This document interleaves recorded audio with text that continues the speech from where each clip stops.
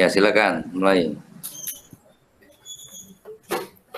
Assalamualaikum warahmatullahi wabarakatuh dan selamat pagi anak-anak. Waalaikumsalam warahmatullahi wabarakatuh. Selamat pagi, Pak. Semuanya Bapak ucapkan terima kasih karena telah bergabung di pembelajaran kali ini. Bagaimana kabarnya hari ini? Sehat, Pak. Sehat.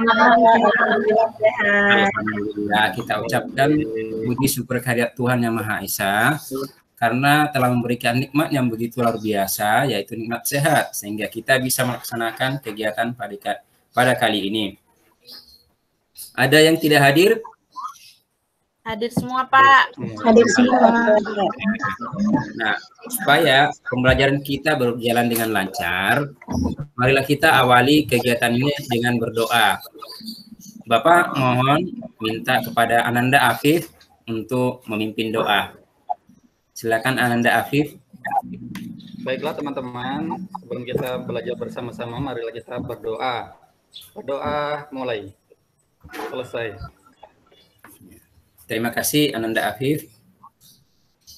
Kemudian Bapak tidak lupa berpesan selalu menjaga protokol kesehatan dan selalu mencuci tangan setiap saat setelah melakukan kegiatan. Nah, kegiatan pada kali ini akan membahas tentang tema 1. Di Bapak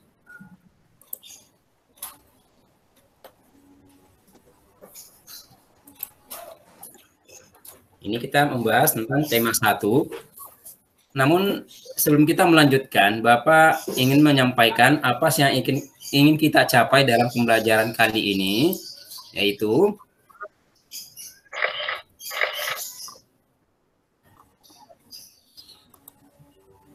yang pertama, kita menganalisis alat gerak hewan dan manusia secara benar.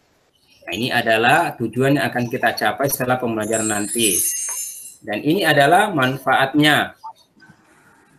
Manfaatnya, tujuannya ini adalah manfaatnya yang akan kita capai setelah pembelajaran kali ini. Selanjutnya,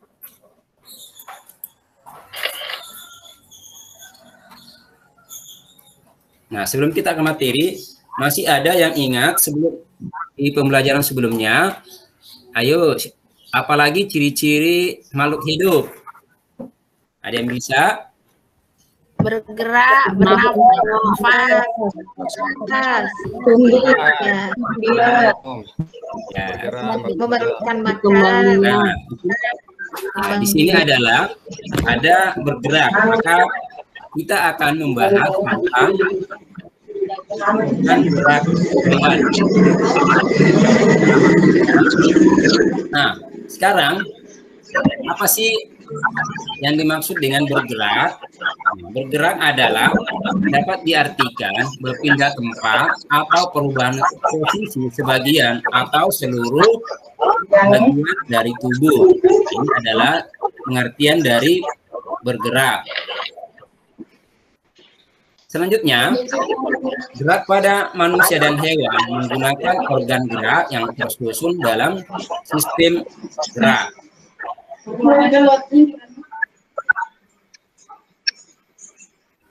Nah, organ gerak berguna untuk, sekarang ada yang tahu apa sih gunanya bergerak? Berguna untuk apa? untuk melakukan Berpindah tempat. Nah, berjalan, berlari, lari, melompat, memegang, menggali, memanjat, berenang, dan sebagainya. Ini adalah sebagian dari guna bergerak. Nah, ini adalah organ gerak hewan dan manusia. Ada namanya tulang dan otot. Tulang disebut alat gerak pasif. Ada yang tahu kenapa tulang disebut sebagai alat gerak pasif? Ada yang tahu? karena tidak bisa bergerak sendiri. karena tidak bisa bergerak sendiri ya. Bagus. Ada lagi? Tidak bisa bergerak bebas, Pak. Tidak Tidak bisa fleksibel. bergerak bebas. Nah, terima kasih. Nah, ini adalah, mengapa disebut tulang sebagai alat gerak pasif? Karena tulang tidak dapat bergerak dengan sendirinya. Nah, ini adalah, sedangkan otot disebut alat gerak aktif. Ayo, kenapa disebut otot sebagai alat gerak aktif? Ada yang tahu? Fleksibel dan bisa bergerak sendiri, Pak. Fleksibel, sendiri. Iya. Ya, Karena otot bagus. bisa menggerakkan tulang, Pak. Karena otot bisa menggerakkan tulang. Bagus. Nah, otot disebut alat gerak aktif karena otot memiliki suatu senyawa kimia yang membuatnya dapat bergerak. Nah, sekarang kita ke ide pokok. Nah, ide pokok adalah gagasan yang menjadi dasar sebuah paragraf. Ide pokok disajikan ke dalam bentuk kalimat utama. Kalimat utama yang memuat ide pokok. Selanjutnya, apa sih fungsi ide pokok? Fungsinya adalah memberikan penjelasan dari inti suatu bacaan atau paragraf. Nah, cara menentukan ide pokok. Nah, ini adalah yang pertama, kita harus membaca teks dengan seksama. Selanjutnya, mencari kalimat utama dari bacaan yang diberikan. Kemudian mengubah kalimat utama tersebut menjadi kalimat yang lebih kompleks. Selanjutnya, cara menentukan ide pokok. Yang lainnya, kita tandai informasi yang penting. Kemudian, setelah itu kita baca kembali supaya lebih teliti sampai kita menemukan ide pokok. Nah, sekarang ini adalah salah satu contoh gambar yang Bapak tampilkan. Ini binatang apa? Ayo. Kelinci. Adalah kelinci. Nama organ geraknya kaki. Fungsinya apa? Ya pasti sudah tahu. Adalah Lompat. jalan, Jalan. lari. Ya. Sekarang kita lanjut ke hewan vertebrata dan avertebrata. Siapa yang bisa? Apa yang dimaksud dengan hewan vertebrata? Memiliki tulang belakang, Pak. Yang memiliki tulang belakang. Kalau avertebrata? Tidak punya tulang belakang. Tidak memiliki tulang belakang. Nah, sebagai informasi sebenarnya ada juga yang mengatakan bahwa ini adalah invertebrata. Sebenarnya sama saja antara avertebrata dengan invertebrata. Kalau A ini sebenarnya artinya dalam bahasa artinya adalah tidak. Nah, tidak ini dari bahasa Latin ini tidak. Kalau in itu bahasa Inggris artinya kadang juga artinya tidak juga. Nah, jadi kalau ada yang misalnya dapat soal, lo ini bukan invertebrata, nah, itu sama saja nak ya, jadi harus bedakan. Oh, jadi kalau avertebrata sama invertebrata itu sama. Nah, betul. Vertebrata itu hewan bertulang belakang. Contohnya, nah ada ikan, ini ada burung, ular, dan kakak. Ini adalah salah satu atau sebagian contoh dari hewan vertebrata. Selanjutnya, hewan avertebrata atau invertebrata. Nah, contohnya ada kecoa. Nah, ini adalah ubur-ubur. Lanjut, lalat. Nah, sekarang kita diskusi. Nah, ini diskusi ada nama hewan, ikan, burung, katak, ular. Nah, organ geraknya apa? Fungsinya apa? Kita bagi kelompok ya. Nah, yang kelompok 1 Afif. Kelompok 2, Rahma. Kelompok 3, Fitri. Kelompok 4, Eri. Nah, sekarang yang pertama tadi ini ada mencari organ geraknya dan fungsinya. Nah, itu ya, ini kita diskusikan. Nanti mempresentasikan hasil diskusinya dengan kelompoknya masing-masing. Sekarang Afif, kelompoknya Afif bisa mempresentasikan ikan itu. Pak. Ayo, Ananda Afif. Ya. Iya, Pak. Ya. Ikan itu bergerak dengan sirip, Pak. Ya. Untuk berenang. Ya. Itu kesimpulan dari kelompok kami, Pak. Ya. Terima kasih banyak Ananda Afif. Selanjutnya, kelompok yang lainnya. Ratna. Ananda Ratna. Siapa?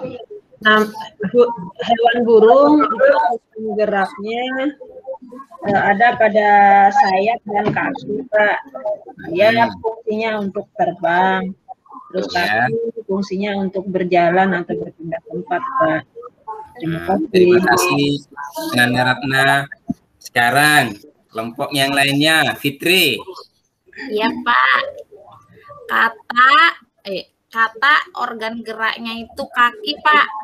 Iya. Fungsinya melompat, juga untuk berenang, Pak. Bisa dia. Berenang. Oh iya. Bagus. Terima kasih banyak Ananda Fitri. Selanjutnya Ananda Eri, kelompoknya Ananda Eri. Iya, Pak.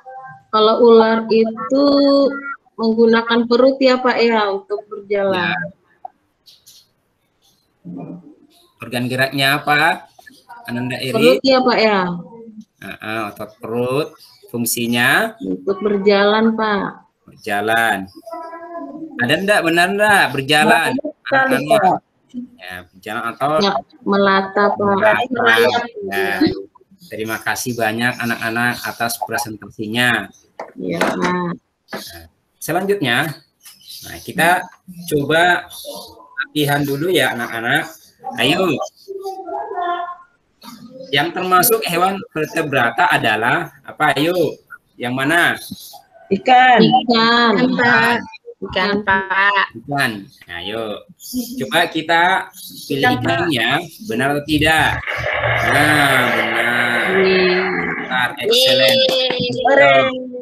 Kalau laba-laba salah. Nah, betul ya. Jadi yang betul adalah ikan. Ikan. Ayo selanjutnya. Apa yuk yang benar jawabannya? Kecoa, Pak. Kecoa, Pak. Kecoa. Wah, Kecoa. Ya, coba kita lihat ya. Benar tidak? Bagus. Nanti anak-anak. Nah, marilah kita simpulkan pembelajaran kali ini. Jadi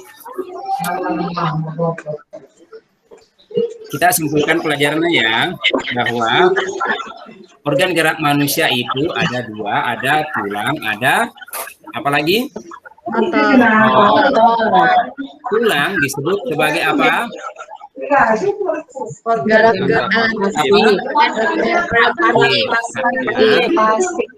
Karena apa? Tulang alat gerak pasif, tidak bisa bergerak. Bagus. Otot disebut sebagai gerak yang membuatnya bergerak. Selanjutnya kita simpulkan lagi cara menentukan ide pokok itu ya kita bisa membaca secara teliti, baca berulang-ulang. Kemudian vertebrata. Nah, yang dimaksud dengan vertebrata itu apa tadi? Hewan yang bertulang belakang. Hewan yang bertulang belakang. Vertebrata Tidak memiliki ya. Bapak pernah menjelaskan selain vertebrata itu disebut juga apa sih kata lainnya dari vertebrata? Vertebrata. Apa? Vertebrata. Jadi kita harus tahu jangan sampai ada yang mengatakan invertebrata itu salah, yang benar adalah vertebrata. Ini adalah informasi baru yang kita harus tahu. Jadi jangan sampai menyalahkan temannya yang ada, saya dapatnya ini invertebrata, padahal sama nak ya. Nah, selanjutnya kalian kerjakan tugas di KPD-nya, nanti diselesaikan di rumah. Nah, sekian dan terima kasih anak-anak. Ingat semangat selalu, jangan lupa menjaga kesehatan dan salam untuk orang tua di rumah ya. Nah, marilah kita akhiri pembelajaran kali ini dengan berdoa, mudah-mudahan pembelajaran kita ada manfaatnya. Pada Ananda Afid memimpin doa sebelum kita pulang. Baiklah teman-teman, sebelum kita pulang, marilah kita berdoa bersama-sama. Berdoa mulai, selesai. Ya, terima kasih Ananda Afid. Terima kasih Guru. Ya, sama-sama anak. Ya, jangan lupa belajar lagi nak ya. Ya, sekian dan terima kasih. Sampai jumpa di pembelajaran berikutnya. Tetap semangat. Assalamualaikum warahmatullahi wabarakatuh. Waalaikumsalam. Waalaikumsalam.